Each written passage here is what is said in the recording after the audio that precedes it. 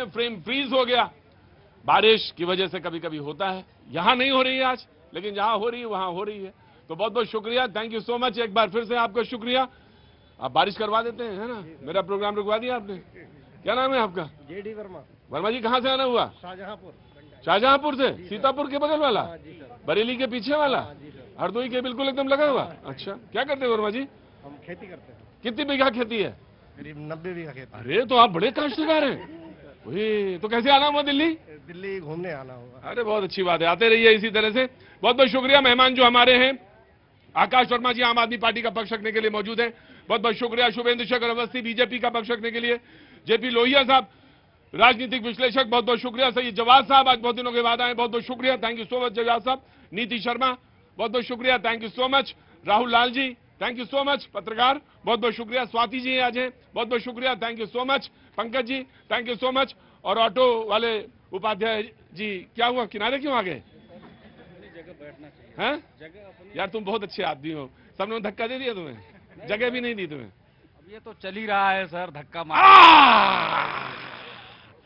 अरे ये तो सब चल ही रहा है, धक्का उसको कहां कितनी जोर से लगे, जगह बनानी पड़ती है। लेकिन देखो, चाहे मुख्यमंत्री हो और चाहे कोई हो, जगह बनानी पड़ेगी, तो अभी मामला बनेगा। तो जगह बनाओ अपनी, बैठो। कुछ कहना है क्या?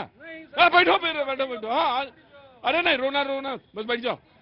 आज हाँ, अच्छा जी, बहुत अच्छी बात है, लेकिन ज्यादा नहीं बोलना चाहिए। ज्यादा बोलता है तो क्या होता है मालूम है?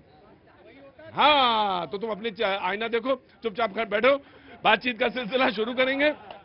और 100 दिन मोदी सरकार के, और इधर आतिशी जी को दावत न्योता मुख्यमंत्री, और वो अब जाके उन्होंने लेफ्टिनेंट गवर्नर से मुलाकात की है, और वो औपचारिक रूप से शपथ लेंगे, और उसके बाद फिर मंत्रिमंडल का गठन होगा।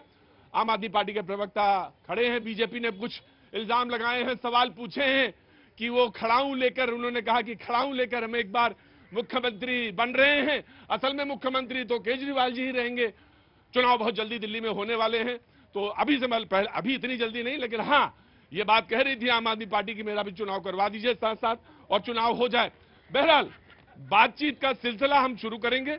सबसे पहले बीजेपी और आम आदमी पार्टी, लेकिन पहले 100 दिन जो मोदी सरकार के रहे हैं, 100 दिन मोदी सरकार के, उसमें क्या 3 लाख करोड़ के परियोजनाएं शुरू हुई, तो वो मैं चाहता हूं कि उस पर पहले एक बार गौर कर लेंगे, उसके बाद फिर हम लौटेंगे जिस पर दिल्ली की चर्चा है।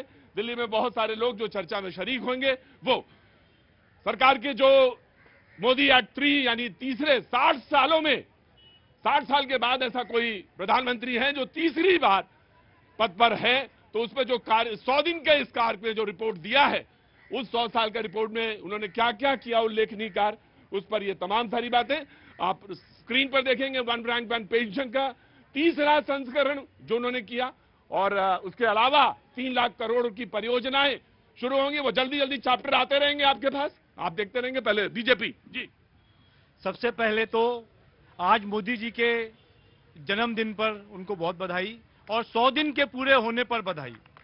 100 दिन के अंदर 3 लाख करोड़ के प्रोजेक्ट, महाराष्ट्र का बदावन पोर्ट जिसके लिए मंजूरी मिली है, वो 76,000 करोड़ का है, और विश्व के 10 बंदरगाहों के अंदर एक हो जाएगा, इतना बड़ा बनाया जा रहा है।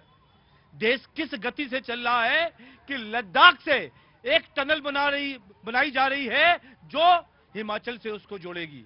इस तरीके के प्रोजेक्ट्स में जहां पूना, जहां महाराष्ट्र, जहां पर बेंगलोर के मेट्रो प्रोजेक्ट्स को जगह दी जा रही है, तो 100 दिन में मोदी जी ने, और 70वीं बार किसानों को पैसा ट्रांसफर करके 20,000 करोड़ 10 करोड़ किसानों को दिया गया है। ये अपने आप में एक बड़ी बात है, उल्लेखनीय उपलब्धि है। आप कुछ टिप्पणी करना चाहते हैं?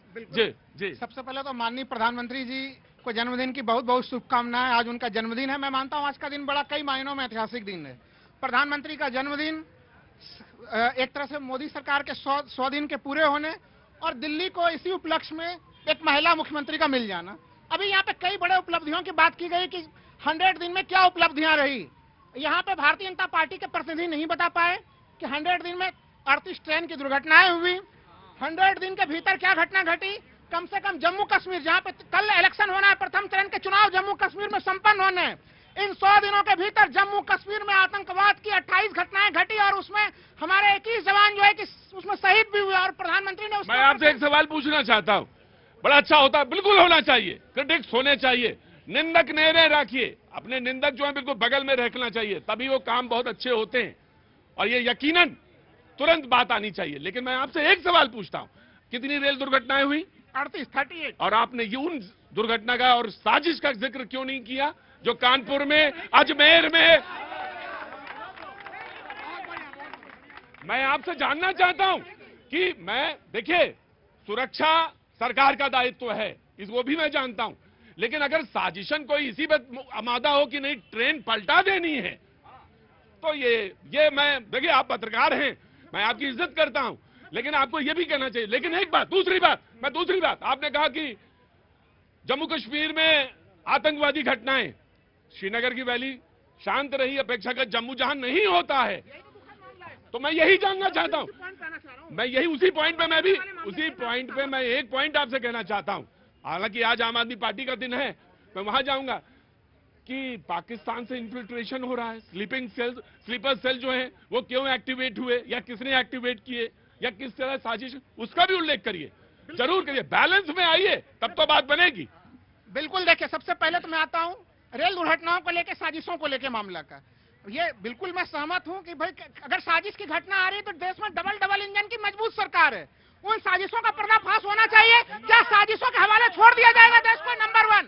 नंबर 2, अगर विदेशी आतंकवादी आते हैं यहाँ पे, तो आप तो सोचिए कि हमने सुना 2016 में भी सुना कि अगर देश में नोटबंदी होगा तो खत्म हो जाएगा आतंकवाद। 5 अगस्त 2019 को जब 370 खत्म किया जाएगा तब भी सुना था। तो भाई ये चीजें करने की जिम्मेवारी किसकी? और एक चीज, अलगाववादी को साथ देने का काम मत किया करो, गलत बात है। आराम से तो इन्होंने नोटबंदी की बात की, जनता ने क्लीन चिट दे दिया, 19 में भी दे दिया, 24 में भी दे दिया। अब आपने रेल दुर्घटना की बात की, वो आतंकवादी पाकिस्तान से कहता है कि अगर भारत में सत्ता बदलनी है तो ट्रेन जैसे हादसे कुछ ऐसे भारत में करना है जो सत्ता बदले। अगर भारत में सत्ता बदलेगी तो आतंकवादी को क्या फायदा होगा? ये देशवासियों को सोचने की जरूरत है कि सत्ता बदलने के लिए भारत में एक आतंकवादी कह रहा है और सत्ता मोदी सरकार को गिराने के लिए अमेरिका में जॉर्ज सोरोस कह रहा है $1 मिलियन रखा हुआ हूं भारत में मोदी सरकार गिराने के लिए। क्या राजनीति है भैया?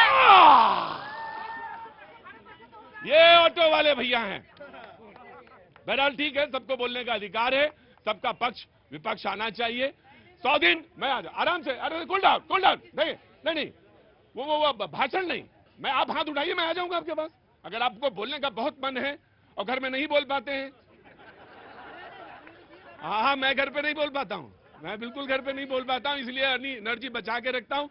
जब मैं शो में आता हूँ तो पूरी ताकत और शिद्दत के साथ बात करनी होती है। कहाँ से आना हुआ हुजूर? जयपुर से। बहुत बहुत शुभकामनाएं। क्या नाम है आपका? महेश शर्मा जी, क्या काम करते हैं? मैं मेडिकल रिप्रेजेंटेटिव हैं। उधर मोदी सरकार के 100 दिन पूरे हुए, आज उनका जन्मदिन है, बहुत बहुत शुभकामनाएं। पूरे देश और तमाम सारे लोग जो यहाँ भैया जी कहीं में जुड़े हैं उनकी तरफ से बहुत बहुत शुभकामनाएं। जी, अरे कहना है, अरे रुको पहले मैं आ जाओ। अरे हाँ जी, शुभकामनाएं नहीं दिया हाँ मोदी जी को, मैं देश के प्रधानमंत्री जी को उनके मैं बातों में उन्होंने उलझा दिया। मैं आज देश की जनता के सामने कहता हूँ, मेरे देश के प्रधानमंत्री श्री नरेंद्र मोदी जी, मैं कहना चाहता हूँ, आप जियो हजारों साल के दिन हो 50,000 और ऐसा ही नेता इस देश में